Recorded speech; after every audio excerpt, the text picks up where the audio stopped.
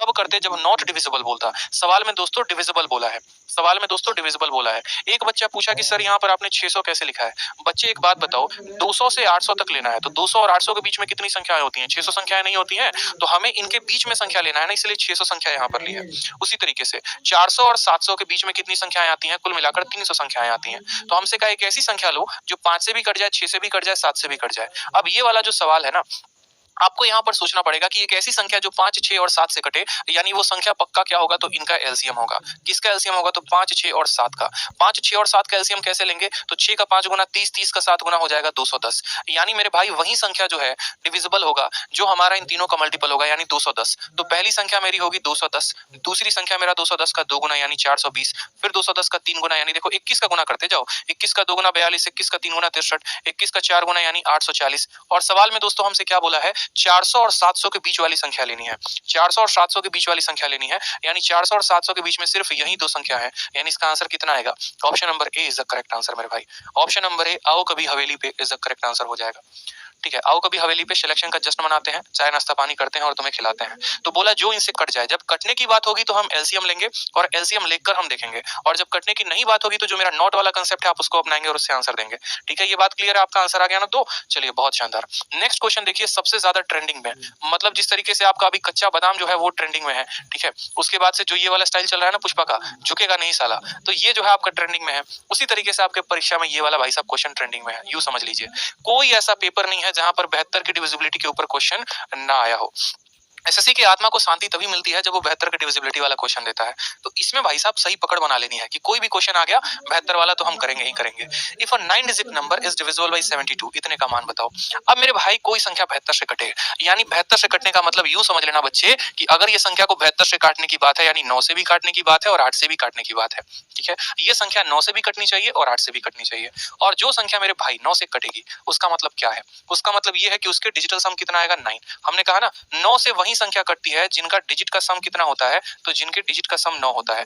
आप दुनिया की किसी भी संख्या को ले लो जो 9 से कटेगी, उनको जब जोड़ोगे ना तो सिर्फ 9 आएगा। जैसे 9 के पहाड़े की सभी संख्या को देखो, 9 का पहाड़ा का 18 हो गया, 9 के पहाड़े में 27 आता है, 9 के पहाड़े में 36 आता है, 9 के पहाड़े में 54 आता है। 1 और 8 कितना होता है? 9। 2 और 7 कितना होता है? 9। 3 और 6 कितना होता है? 9। 5 और 4 कितना होता है? 9।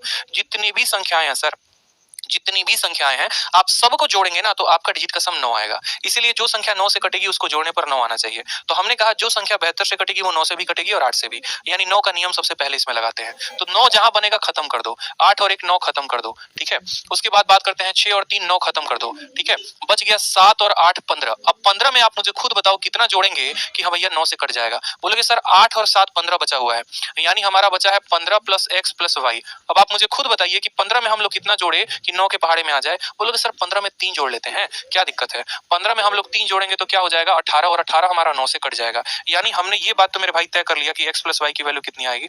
3 आएगी। ठीक, x प्लस वाई की वैल्यू कितनी आएगी? 3 आएगी। अब जो हमारा सेकंड स्टेप है वो है 8 के नियम को चेक करना। अब 8 का नियम चेक करते हैं। 8 का नियम चेक करने के लिए हम यहाँ पर क्या करेंगे? तो हमने यहाँ पर ये कहा कि एक काम करो, y के जगह पर यहाँ देखो, इसको 8 से भाग करो। देखो कितना है? 38y है, 38y है।